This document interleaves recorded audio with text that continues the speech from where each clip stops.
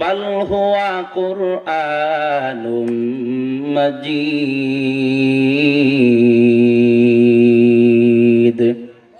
কোরআন জবাব দেয়, আমার নাম হলো কোরআনুম মাজিদ।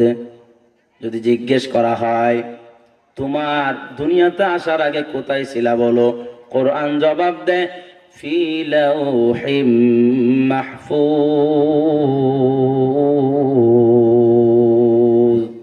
কোরআন জবাব দেয় দুনিয়াতে আসার আগে লাউহে মাহফুজের মধ্যে সংরক্ষিত ছিলাম। তোমাকে ওখান থেকে কে পাঠাইছে, কে নাজিল করছে বলো, কোরআন জবাব দেয় তানজিলুম মির রাব্বিল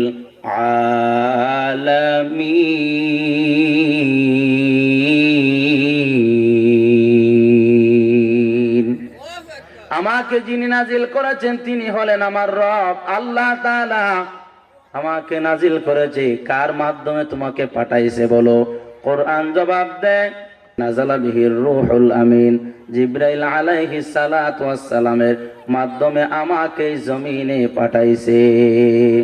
কার উপরে তোমাকে নাজিল করা হয়েছে?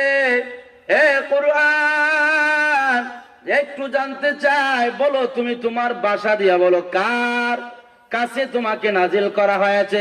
কোরআন জবাব দেয় নুজিলা আলা মুহাম্মদ, মুহাম্মাদুর রাসূলুল্লাহ সাল্লাল্লাহু আলাইহি ওয়াসাল্লামের উপরে নাজিল করা হয়েছে।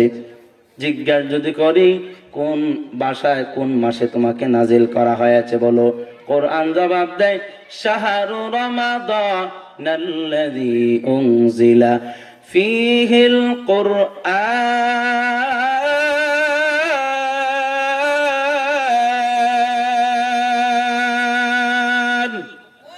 কোরআন জবাব দেয় যেই মাসের মধ্যে আমাকে নাজিল করা হয়েছে, 12টি মাসের মধ্যে শ্রেষ্ঠ যে মাস, যেই মাসের মধ্যে এক রাকাত নফল নামাজ পড়লে আল্লাহ তাআলা ফরজের সমতুল্য করে বান্দার আমল নামার মধ্যে লেখা দেয়।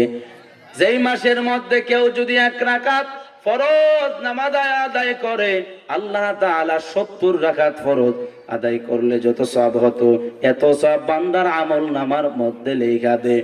এই মাসের মধ্যে আমাকে আল্লাহ তাআলা এত বরকতময় সম্মানিত মাসের মধ্যে আমার আল্লাহ নাজিল করেছে।